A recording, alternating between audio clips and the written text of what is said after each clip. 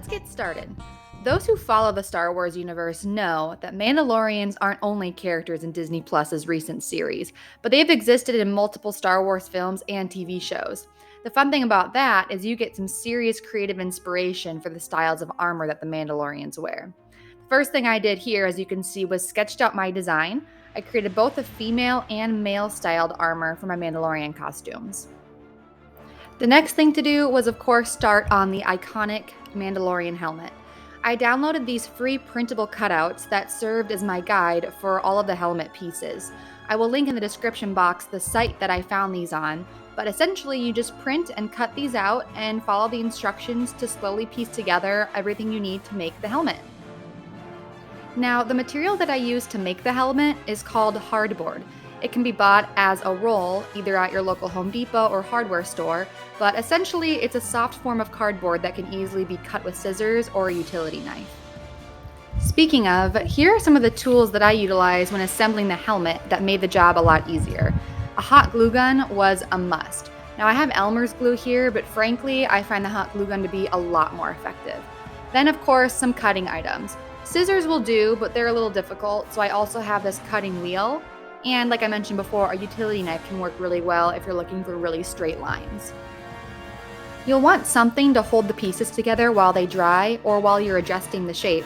So I have these clamps that I bought that worked really well. Otherwise, paper clips are also a viable option. To begin, I started tracing the outline of the pieces needed to assemble the helmet frame. I cut them out using a roller wheel and scissors.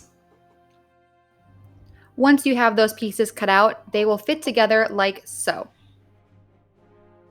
I then went and cut a slit in each one so that they overlapped to form this shape. And then I adhere the pieces together using hot glue. This is the framework that will be used as you assemble the helmet around it. The next step was probably the most tedious to assemble, as it took a lot of readjustment, but I went and cut out the template for the sides of the helmet and then glued them to the base. I then overlapped the edges and the back nice and tight to give the helmet some strong dimension, and then glued the edges in the front together to form the point. Next up, we needed to create the shape in the front of the helmet for the visor. These cutouts provided the details to do so. I traced and cut out all the necessary pieces onto the hardboard. You can see how labeling everything really helps you follow the template correctly. Once that's done, you should have 4 pieces that look like this. When gluing these cutouts on, they should line up flush with the bottom of the base where the visor will go. Glue each piece down and then adhere them together in the back. It should look something like this when it's complete.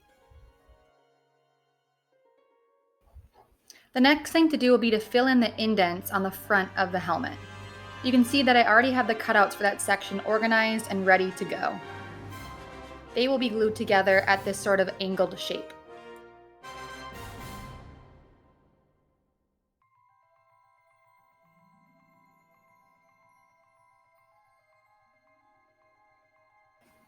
They will each be glued into this cutout here, just like so. It should come together looking like this. Then the next thing will be to cut out the section for the visor to go along these cut lines here.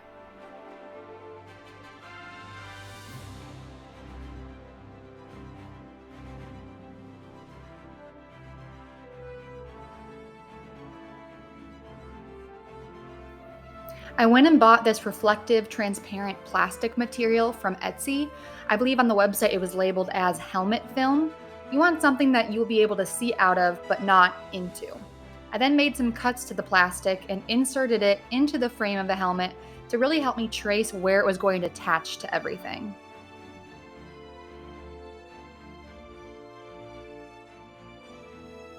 Eventually, I got it to this point, and then it was ready to be glued. This part was also pretty tedious. Hot glue was my best option, and I used a lot of clips and clamps to hold the pieces in place while they dried so that everything really adhered appropriately. From there, I removed the excess plastic. You'll also notice that I removed the inside piece since it will no longer be needed. And then you can see that I still needed to cut out a section from the inner front of the helmet so that I could see out of it. So I went and freehand traced how big of a hole that I wanted for my eyes to go. I then used a utility knife to create the cut, and then I finished with scissors to remove the piece. This is how it looked when it was all done. Next, it was time to create the dome. Again, I needed to start with a base piece to serve as a frame, so I went and traced the outline of the top of the helmet, and then cut out a small 1/2 inch circle which will fit inside the forehead area of the helmet. I attached that ring to the top of the helmet like this. I then used these cutouts as templates to cut out 2 1/2 inch wide strips that will give the dome of the helmet its shape. I glued each of the strips on so that they crossed each other in the middle but were flush with one another. Then, how the dome is shaped from there involves cutting a bunch of curved triangle-like shapes like these and assembling each individually onto the helmet. I went ahead and traced the ones from the template, cut them out, and began gluing. Once all those pieces are glued in, it should look something like this. Don't stress too much on getting everything to line up perfectly because we'll smooth that out later. I used hot glue to fill in any cracks. Then it was time to get a little messy. To smooth everything out, I used joint compound. Spackle will work as well. I took a spatula and began applying it onto the surface of the helmet and then started to smooth it out with my fingers, really working it into every single crack and crevice so that it laid out nice and smoothly. I recommend having a bowl of water nearby and a sponge or a cloth. I didn't film this part, but going over everything with a wet sponge will further help create a smooth finish. So then you can let that dry and then gently sand it to eliminate any rough patches. This is what it looked like once everything had dried. Now, in an ideal world, I would have gone in and sanded it and then done one more layer of the joint compound, but to be honest, I ran out of time to do so when I was filming this. So you can see there's still a lot of texture that's visible at this stage. To give you an example though of what good looks like, here is the other helmet that I finished where I did do 2 layers of joint compound. The result is a lot smoother. At this stage, it was time to paint. I'm using acrylic paint here, and I'm just painting my design of choice. The website that I got the helmet template from did have the option of adding additional accessories onto the helmet, such as a range finder. I chose not to add any accessories onto this helmet for time's sake, but I did add them to my male Mandalorian costume, so feel free to add whatever you choose.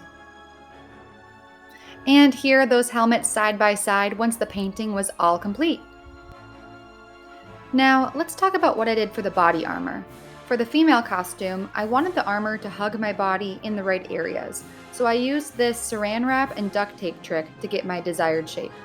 I wrapped my body in saran wrap and then strategically placed duct tape in those areas.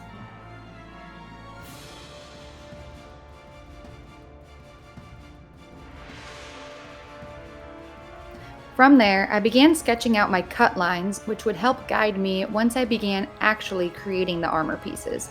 I did this with a Sharpie. I went and repeated the same technique for the shoulder section. I only needed to do this on one side because I could later trace it to make things look symmetrical. I then cut the saran wrap off and then I had my mold. With that mold, I began trimming it to get my desired shape and pieces needed to create the pieces of armor.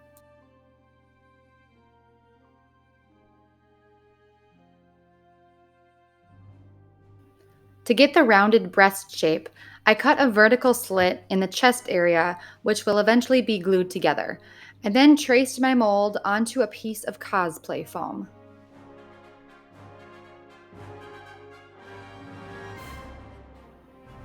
I did the same thing with the lower piece, cutting slits where the armor needed to be pulled tight.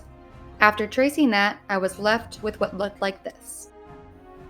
To make things symmetrical, I traced the one side of the chest piece onto some leftover hardboard and laid that down onto my foam to get a perfectly symmetrical shape.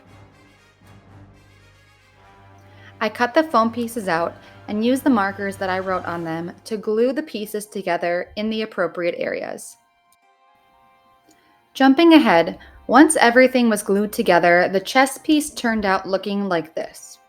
Now, not only did I create a chest piece, but I also used a similar technique to trace out shoulder guards. And then I freehand drew shin and arm guards.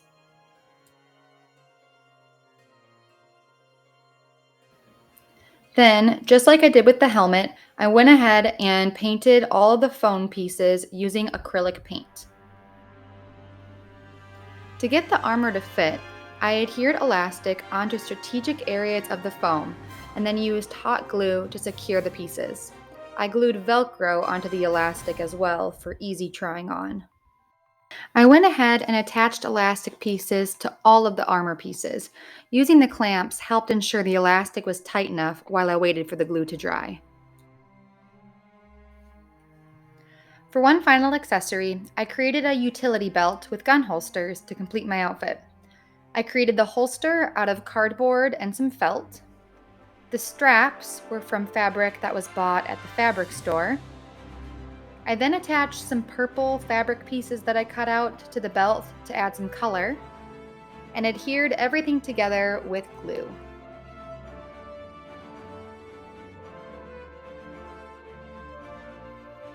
At this stage, all of the costume pieces should be complete. I decided to wear black Under Armour shirts and pants, and then I paired them with black gloves and black boots.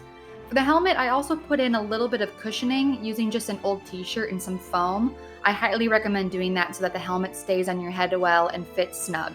This costume truly was a hit during last year's Halloween. It was so fun showing up to people's Halloween parties and them not even recognizing us. This costume can easily be made within about 3 days, depending on how much work you put in each day, and I'm sure it'll be a head turner if you try it yourself. Comment below your thoughts and subscribe for future content if this kind of stuff interests you. I appreciate you watching. Thanks.